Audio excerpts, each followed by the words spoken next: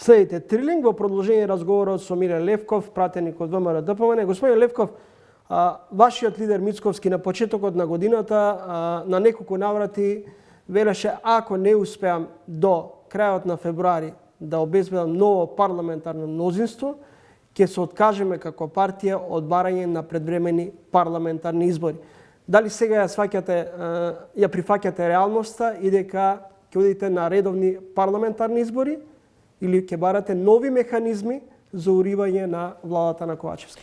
Токму тие изјави на председателот на ВМРО ДПМН најверојатно го предизвика ово ново прекројување за кое што се одлучи неизбраниот премиер Ковачевски и за жал видовме како од стравот практично од избори кои што дојдоа како барање на најголемата опозициона партија и доаѓаат практично како барање на огромниот дел од народ затоа што живеат во држава во која што тие не го избрале својот премиер, за жал тие ги впрегнаа сите своји сили, целата своја енергија да влезат во една пазар 3 реконструкција на влада, каде што се влезе во брутално пазарење, договарање, само со една цел, да се зголеми мнозинството, односно крајната цел е да се одложат изборите. На крајот на денот... Господин Левков, да ве потсетам дека и вие преговаравте со Таравари, и вие преговаравте со Левица, и вие преговаравте со Африм Гаши.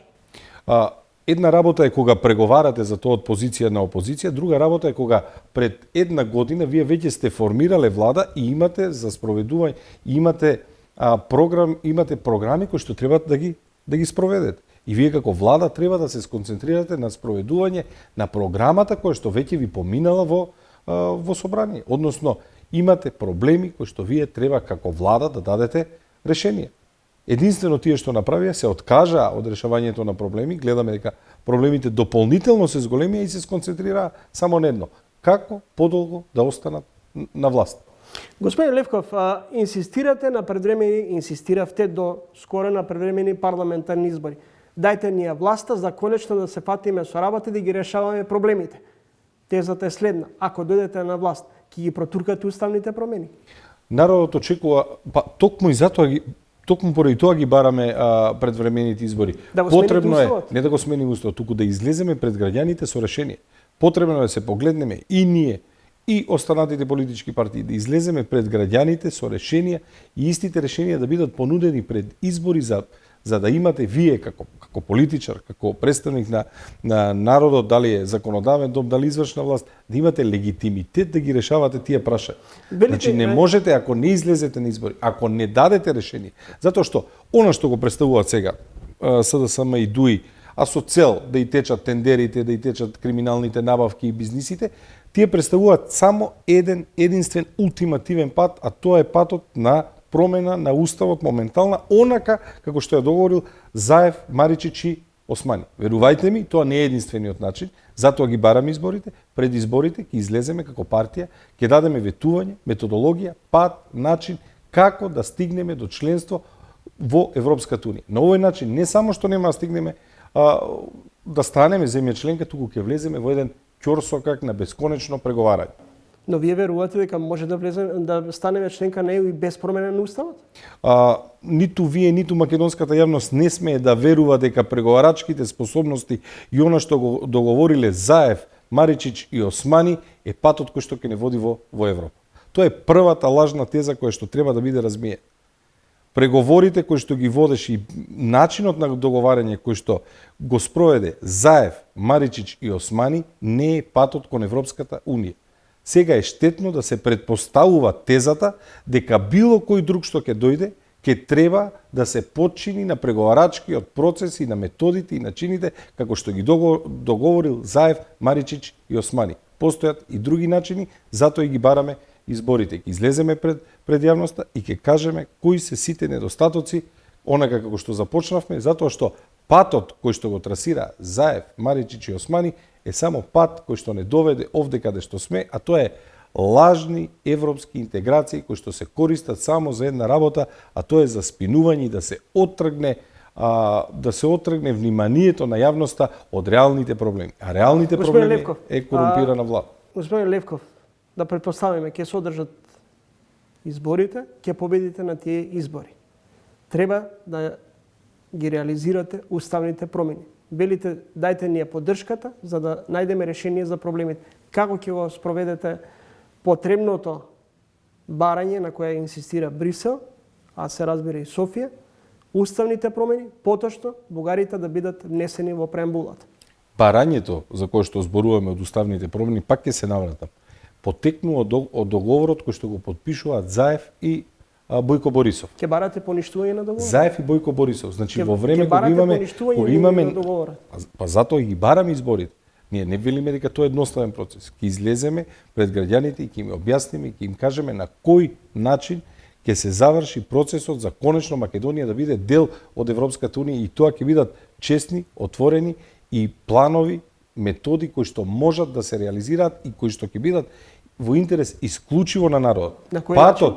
Патот, па затоа ги бараме изборите.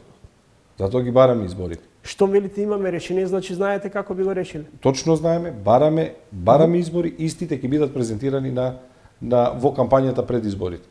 Како ги оценувате коментарите дека ВМРО-ДПМН шири антиалбанска реторика, дека подгрева тесно го подгрева национализмот? Во момент кога ќе дека немате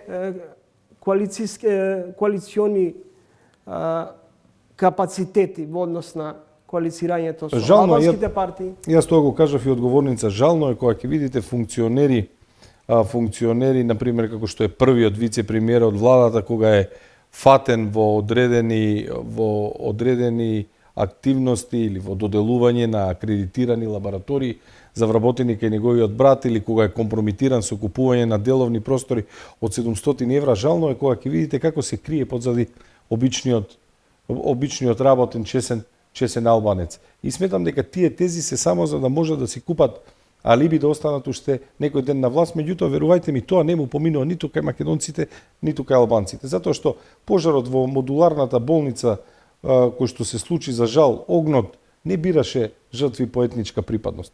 Она што и се случи на луѓето во запалениот автобус кој што видовме дека поминувал државна граница без документи во безброј наврати, не бираше по етничка припадност. Така да одговорноста нема да изостане само затоа што некој се обидува сега да се скрие позади одредени теми кои што се наметнуваат со етнички предзнак. Ние и јас лично немаме ништо против албанците, напротив, дури и симпатично делуваат некои од тезите кои ќе слушнеме од ДУИ, кои ќе кажат, од колегата пратеник, кои ќе кажат дека министрите на ДУИ, иако располагаат со огромна моќ, не реализирале ниту 2% од својата програма. Тоа е вистинска дискусија, тоа е вистински разговор. Ајде да разговараме за мерливи инструменти колку постигнале без етнички предзнак на нивната функција или на тоа кој е човекот. Да видиме што постигнале и што реализирале од програмите. За жал, гледаме само дека потфрлаат и гледаме како тајкуните се кријат позади обичните и честни граѓани. И тоа не им поминува. Кои се потенцијалните можни коалициони партнери на ВМРО-ДПМН ако ја добие поддршката на следните избори од албанскиот блок? Знаете дека и во албанскиот блок има меѓу редови, колку што добро ве разбрав, си намигнувате со така наречената огнена група на Изет Меджити. Јас зборував само за имате одредени тези на кои што ќе можете вие да најдете недостатоци или не можете да најдете недостатоци. Кога ќе слушнам дека се критикува работата на функционерите од ДУИ и кога ќе кажат дека не се реализира ни 2% од програмата, јас не можам да најдам недостаток во тие тези. И таму ќе кажам дека потполно се согласувам.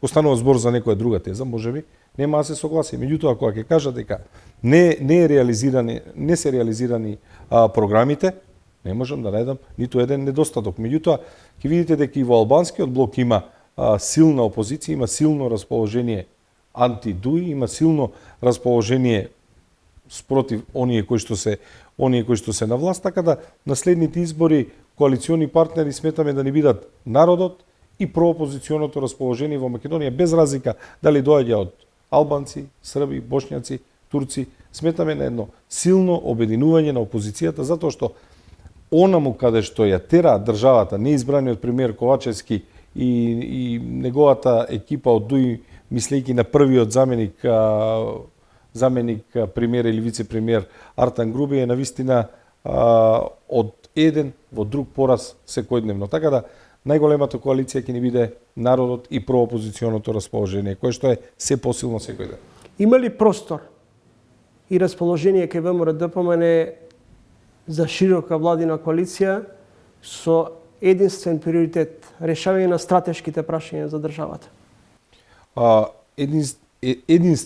Единствен начин за да ги решиме стратешките прашања за државата во овој момент се предвремени парламентарни избори. Ако тоа не се предвремени парламентарни избори, затоа што еве времето веќе се потроши, би рекол, на ваква пазар 3 реконструкција, тоа се редовните избори. Значи времето е одброено на оваа коалиција предводена од СДСМ и ДУИ, останува сите нивни криминали да бидат врежани во колективната меморија на народот и верувајте ми, на следните избори ќе им се случи таков дебакал и ќе бидат испратени во политичката историја и конечно Македонија со политичари кои што се избрани од народот, а не делегирани од оној кој што си дава оставка, конечно ќе може да ги реши и да почне да ги решава стратешките проблеми. Ви благодарам за гостувањето во емисијата. Благодарам на поканата. Поштовани, че тоа беше Милен Левков од ВМРО-ДПМН.